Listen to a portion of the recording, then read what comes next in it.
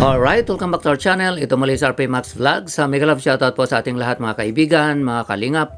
Isang mapagpalang araw po sa ating lahat. Naway na sumabuting kalagayan po ang lahat guys sa mga panahong ito. Okay? So araw po ngayon ng Biyernes, December 6, 2024. Gusto ko lang pong gawa ng reaction guys. Ito nga pong live ni Ruel of Malalag noong isang araw. Actually kahapon, no? At gusto kong reaksyonan dahil marami po siyang hugot doon. Okay? Marami din pong nag-share, marami din pong nag-comments doon sa live niya na mga hugot din po. So binabasa niya, may hugot siya plus yung hugot ng mga nag-comments. Ayun, so marami po talagang hugot. No? Sa mga hindi nakapanood guys, panoorin niyo po ang live ni Ruel of Malalag, yung live po niya kahapon. At sa mga hindi pa nakasuporta, suportahan din po natin guys, Ruel of Malalag. Okay, so pamangkin po yan ni Kuya Val. At Team Kalingap din po. Okay? At sa mga hindi pa po, no, nakasuporta sa ating maliit na channel, hindi pa nakapag-subscribe, baka naman po guys, no, pa-subscribe po at malaking tulong din po 'yon sa ating pag-reaction at sa mga tinutulungan din po natin. Okay? So, ganoon din po kay Kuya Val Santos Matubang, Kalingap Rab, Ate Edna Vlogs, at mga kasamahan po naming Kalingap Reactors at mga Kalingap partners o mga charity vloggers, especially po yung mga nandyan po sa Dait. Okay? So ito po guys, bago po natin gawa ng komento, panoorin muna natin sandali itong maiksing video clip na ito. Okay? Diyan bumabase kung ang tao nagbabago. With the influence po, number one, yung money, di ba? The love of money is the root of all evil. Di ba? Yan yung kasabihan mga Kalingap. Pangalawa is fame. Di ba? Fame. Pag meron ka na yan, sinusubo ka, 'di ba? Sinusubo ka kung magpapadala ka din sa pagiging fame mo, 'di ba? Pagiging famous, kung nadadala ka diyan. Tapos nagbabago, 'di ba? Sabihin natin nagbabago ka. That's what, 'di ba? That's also one of the factors mga Kalingap. Kaya stay kalma lang, 'di ba? Stay sino ka. Diba? Sinuka. Just control bad sides of emotion so that no one can hurt, and when the sun shines, everybody will rejoice. Exactly. Ayun, tama po kay si AA Bag. Grabe, galing ng mga comments po ni AA Bag. Ayun, so narinig po natin guys, nabanggit po ni Ruel, no, na may mga bagay-bagay na makaka-influence ng isang tao kung bakit nagbabago ang ugali nito. Okay? So ang tanong, meron po ba siyang pinaringgan dito guys? No? Meron ba siyang pinahagingan dito sa kanyang mga statement? Okay? Ang lalalim po, no, ng mga hugot po niya plus yung yun nga po, yung mga hugot din po na sinishare sa kanya ng mga live audience. Okay? Doon sa kanyang live. Okay?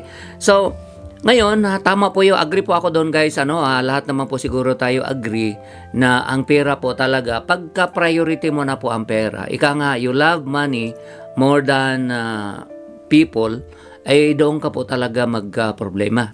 Pag priority mo na po ang pera, kumita ng kumita, kaysa, mas mahalaga sa'yo, kaysa pagmamahal mo sa kapwa, especially yung mga taong malapit sa'yo, ay doon ka na po mag-umpisang magka-problema.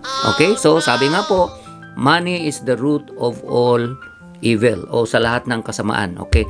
Ang money hindi masama, no? Pagka naging priority mo lang siya, yun na lagi ang iniisip mo. Pera-pera. At hindi na yung kapakanan ng ibang tao. Pag gano'n na po kasi, doon na po nag-uumpisa na nagbabago na po yung pananaw mo, pati yung pakikitungo mo sa kapwa mo ay nag-iiba na po. Okay? And then nabanggit din po ni Ruel guys, fame o kasikatan. Totoo po yan, no? Sa mga artista especially, marami po tayong mga examples na makikita dyan. Dahil nga po sa sobrang kasikatan, nagbabago na po ang ugali nila. Nag-iiba na po. Kasi nga po, nilalagay na po nila sa utak nila yung sobrang kasikatan na po nila. So dahil doon, pag gano'n na po, pag nabago na po yung ugali ng isang tao, dahil nga po dyan, dahil sa pera, sobrang pera, kumpara siguro noon na walang pera, ngayon biglang nagkapera, o dahil nga po sa sumikat nito, usually guys, ang kasikatan at saka kayamanan, magkasama po yan. Pag sumikat ang isang tao, automatic, meron din po yung kayamanan na kasama. Okay? Kasikatan or fame at saka money, usually magkasama po yan. Okay? Pero binigyan ka lang ng konting blessings, may pera ka, nagkaroon ka din ng fame, pero ang taas na ng tingin mo sa sarili mo, marami ka nang inaaway at ang yabang-yabang mo na, eh baka sooner or later, ganun lang po yan. Baka ibabagsak ka ng Panginoon. Okay? Biblical po yan. Kung sino yung nag-angat ng sarili nila, ay ibabagsak. At kung sino yung nagbababa, ay sila naman ang inaangat. Okay? So, dito, sa nabanggit ko nga po, meron bang pinapahagingan o pinapatamaan si Ruel of Malalag? Okay? So, siya lang po ang nakaalam, guys, kung sino po ang tinutumbok niya. Pero, siguro marami din pong mga audience o mga nakafollow po talaga sa kanila ang mag-i-interpret na baka it refers to doon nga sa kanyang partner. Okay? Alam po natin, guys, nagkaroon po sila ng tampuhan. Hindi po natin alam, no, kung ano po yung dahilan talaga kung bakit nagkatampuhan. Pero dito nga sa live ni Ruel of Malalag, marami din po ang nagko-comment doon. Marami po ang nakapansin. Bakit yung infinity necklace at saka yung promise ring, hindi na po nila makikita. Hindi lang po isang nag-comment. Marami pong nagko-comment na, Dong, hindi ko na makita nasaan na po yung infinity necklace at saka yung promise ring. Bakit tinanggal mo na? Bakit hindi na po nakasuot? No? Yung po yung mga napapansin na mga nagmamahal po sa kanila. Okay? So, kung hindi po niya ginagamit ito, guys, intentionally, so ibig sabihin, talagang may problema. Okay? So, may problema na siya lang po ang nakaalam o sila lang po ang nakaalam. Okay? Sana, ang hope naman po natin, guys, kung nagkatampuhan man sila for simple reason, baka nga time will heal, no? Dito sa tampuhan po nila. Yun po yung panalangin o hope po talaga doon sa mga nagmamahal ng kanilang pagsasama. Pero bago po natin ituloy yan, guys, ito, pakinggan muna natin sandali, guys, yung video clip na ito dahil ito po yung ibig po nating sabihin. Ito po yung tinutumbok ng binabanggit po niya. Okay? So ito, guys, pakinggan muna natin. Makita mo dito na, di ba, na ano ka, na you're not prone sa mga bash, di ba? You are not vulnerable sa mga pambabash. Pero, in a good way, di ba? Still mag-consider ka, di ba? Still i-consider mo yung side mo na for being, di ba? For being humble, di ba? Iba kasi yan yung pagiging matapang sa pagiging humble, di ba? Ang matapang, di ba? I mean, yung matapang na humble ka kaysa matapang ka pero mayabang. Di ba? Magkaiba yan sila, mga kalingap. Makikita naman natin yan, tayo yung mas di ba, mas nakakaunawa sa kanila. Tayo yung mas nakakilala sa kanila, di ba? Kung nagiging matapang siya, walang problema sa pagiging matapang. Di ba? Kasi yan yung way of expressing yourself, di ba? Expressing your opinion. Kung diyan mo pinapadaan sa ganyang pagiging matapang, di ba? No, kaya mahirap magsalita kung galit ka. Oh, No, kasi words is very pumahaling yan. Talagang napakasakit niyan, di ba? Yan yung pinakamasakit, di ba? Yung tawag diyan. Di ba? Ano nga yung sabi niya, tawag doon, yung quote, yung quotation na the most powerful weapon talaga is words. Oo, talaga. No? Sagrado Kasi yan hindi buto kasi yan, di ba? Sa talaga sa loob talaga yung niyan. Yung tawag diyan. Kumbaga sa Bisaya, dulot. Diba? Ito basa ko diyan, yung word ng yung pinakaano talaga sa sagrado. Oo. Kaya words talagang sacred. Kaya wag tayo magdesisyon kung galit tayo, wag tayong magsalita kung wala tayo hindi tayo kalmado, di ba? At kasi hindi natin ma-retrieve, hindi natin Ayun, so nabanggit po ni Ruel of Malalag, guys, no? Kapag galit ang isang tao, dapat talaga hindi ka mag-decide at hindi ka rin magsalita kung ano-ano. Dahil once na binanggit mo na po yung mga bagay-bagay na dahil sa sobrang galit mo, let's say marami kang nabanggit doon na hindi mo dapat banggitin, ay hindi mo na po yun pwedeng bawiin. Hindi mo na pwedeng i-retrieve. Okay? At kapag may tao kang nasaktan dahil doon sa sobrang binanggit mo, sa sobrang mong sinabi dahil galit ka ay baka mamaya mahirapan ka ng mapatawad, ika nga, dahil sa sobrang lalim ng sugat na naidulot doon sa binanggit mo. Okay, so ang lalim, no? Ang lalim po yung binanggit ni Ruel of Malalag. Ika nga, parang tagos hanggang buto. Yung sama ng loob ng inabot. Yung sugat, ika nga, ng inabot dahil doon sa binanggit mo. Dahil doon sa mga salitang binitawan mo. To the point, kasi nga may mga nagsasabi kasi doon sa audience na time will heal, no? Yun naman po talaga ang hope natin, guys. Sa couple na, siyempre, no, maraming nagmamahal. at nagkaroon ng problema, ang wish po talaga ng mga nakasuporta sa kanila, ika nga magkaayos sila in time, o time will heal, no? Let's say, isang linggo, isang buwan, yun po talaga ang mga pangarap ng mga nagmamahal sa kanila, na ano lang yan dong, time will heal. So yun po yung sagot ni Ruel Umalala guys, doon sa mga nagsabi na time will heal, kasi nga marami po talaga ang nasaktan, no? Umiiyak dahil nga po sa problema nitong dalawa, nagkaroon ng tampuhan, okay?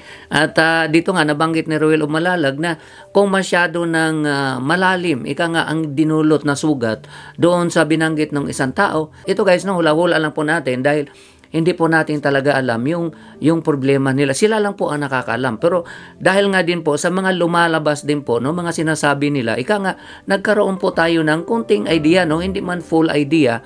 Nagkaroon tayo ng siyempre normal naman po yan, no. Hindi magkatampuhan ang dalawang magkasama. Kung hindi po yan nag-away, automatic po yan meron yang away. At sa kung anong klaseng away yon, kung anong detalye doon, siyempre hindi po natin alam yon. Ika nga sila lang po ang nakakalam doon. Okay? At siyempre, respect na lang din po natin sa kanila. Hindi naman po natin pwedeng halughugin, ika nga, no? Dahil privacy na po nila yon. Maliban lang po kung siyempre ilalabas po nila sa social media, dahil pareho naman po silang nasa social media, ay doon po natin sila komentuhan. Ganun pa man, siyempre, nasa kanila pa din po yan. Okay? At ang kagandahan naman po guys, no, sa mga nangyari ngayon, wala din naman pong isa sa kanila na sabihin nating washing dirty linen in public, no? Dahil doon na po medyo hindi maganda. Okay? Actually, tinapik na din po ito ni Kuya Val. Sabi nga po ni Kuya Val, siyempre, umaasa din naman po si Kuya Val na forever talaga ang mangyari nitong dalawa. Pero, yun na nga po, no? Kung talagang may problema, siyempre, sila lang din po ang nakakalam niya, no? Itong dalawa, itong mag-shoota, ika nga na si Ruel at saka si Richelle, no? Ito naman guys, no? Isa din po siguro makomento natin. Pagka ang mag-shoota, no, halimbawa, nagkaroon ng tampuhan. So, hindi sila ngayon nagsasama, hindi sila nagkikita. At the same time, parang ano na din po yan, parang cooling off period, no? Kaysa naman mag-away kayo na mag-away, mas maganda na din po yung, ika nga, dumistansya ka muna, okay? The same din naman sa mag-asawa, pag nag-away kayo, mag-call off kayo. Ika nga, bigyan mo ng time yung sarili mo. Ganon din naman yung isa. And then, muni-muni, mag-iisip kayo kung ano yung problema nyo. Ano bang naging kasalanan mo? At ganon din naman po siya. Ano bang naging kasalanan niya? Okay? And then, pagkatapos noon, yun, sweet na naman. So, normal naman po yun. So, yun po ang inaasahan ng mga nagmamahal sa kanila na sana, maging okay pa. Okay? Makapag-isip-isip sila at itong mga darating na araw, ika nga ma-realize nila na mahal nilang isa't isa at kaya nilang isacrifice kung ano man yung mga bagay na hindi gusto ng isa. So, vice versa, ika nga, kung ano yung mga bagay na pwede mong alisin at pwede mong itigil, ika nga, no? Dahil ayaw ng partner mo. Ayaw niya ng ganung ugali. So, kung talagang mahal mo ang isang tao, kaya mo po yung stop. Okay? Kaya mong isacrifice yung sarili mo. Dahil siyempre mahal mo siya eh. So, kaya mong alisin sa pag-uugali mo. Okay? So, yun po ang inaasahan ng mga nagmamahal po sa kanila. So, yun po guys, ano ang masasabi natin dito nga po sa live ni Ruel Umalalag na yun nga po, no, nabanggit niya yung mga factors kung bakit ang isang tao ay nagbabago ang ugali.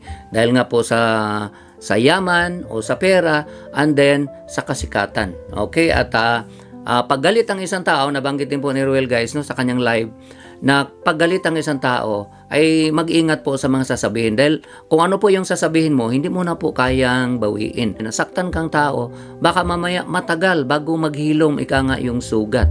So yun po ang nababanggit niya. At nabanggit din po niya guys na ang isang tao pwede namang maging matapang, no? Let's say may mga bashers ka na kailangan mo talagang sagutin. So pwede kang maging matapang pero humble pa rin. Okay? Pwede ka rin namang maging matapang na mayabang, no? So, yun po ang hindi maganda doon, no? Matapang ka pero mayabang ang dating. Tapos, siyempre, marami kang masasaktan doon. Dahil sa galit ka, naging matapang ka, mayabang ang dating, baka may mga mabibitawan kang salita na hindi maganda. Kasi automatic makakasama na po yun eh. Nakapagsabi ka na hindi maganda, galit ka, yumabang ka, at inaaway mo yung isang tao. Ang masama doon guys, kung meron kang nasabihan ng masama at yun yung mga taong nagmamahal sa iyo. At kapag yan ang bumitaw, baka pagsisihan mo. Okay, so ganun po yun. Ang mahalaga guys, no, dito sa napapansin ko kay Dudong Ruel, ika nga hindi po siya nagpa-apekto. Nakita ko yung kanyang self-confidence. Napakataas guys, no? Hindi siya nagpa-apekto. At ngayon, sabi nga niya, focus siya sa pagcha-charity. Dahil doon naman po siya nakilala. So, yun po ang nagustuhan din po ng mga nagsusuporta sa kanya. Alam ko guys, marami ang nagmamahal kay Roel Umalalag. Yung mga dating nakasuporta sa kanya nung nasa Davao pa siya, hanggang ngayon, marami po ang nakasuporta pa din po sa kanya. So yun naman po ang kagandahan sa kanya guys. Nandoon pa din po yung kanyang pagiging humble. Okay? At yung kanyang self-confidence ay ang taas. Nandoon po. Yun po ang mahalaga. Dahil pag ang isang tao na wala na po yung self-confidence, susunod na po doon guys ang depression. At baka mamaya may gagawin ng isang tao. At dito naman, malabo na mangyari kay Dudong Ruel na madidepress kasi nakita natin ang taas ng kanyang confidence sa sarili at yung focus niya ngayon ay focus sa pagcha-charity. Okay? So, yun lang po guys ang ating konting reaction dito nga po sa napanood po at sabi ko nga po, maraming hugot itong live ni Dudong Ruel dahil nga po marami din po ang nag-share ng mga hugot po talaga. So may hugot na siya at marami din pong hugot na nababanggit. Okay? At nakikita natin guys, napaka-professional po ni Dudong Ruel mag-handle ng problema. Okay? So diyan naman po tayo hanga sa kanya guys. Okay? So suportahan po natin sa mga hindi pa nakasuporta sa kanya guys. Ganon din po ang suporta natin sa Team Kalingap, no? Sa buong Team Kalingap. Okay? So maraming salamat po sa inyong lahat guys. Maraming salamat po sa mga nagtiyaga po, no, ng ating mga upload, nag-comments, nag-likes, nag-shares at lalong-lalo na po, no, sa hindi pag-skip ng ads. Maraming salamat. Ingat po tayo guys, no, kung nasaan man tayo. God bless everyone. I love you all. Bye-bye.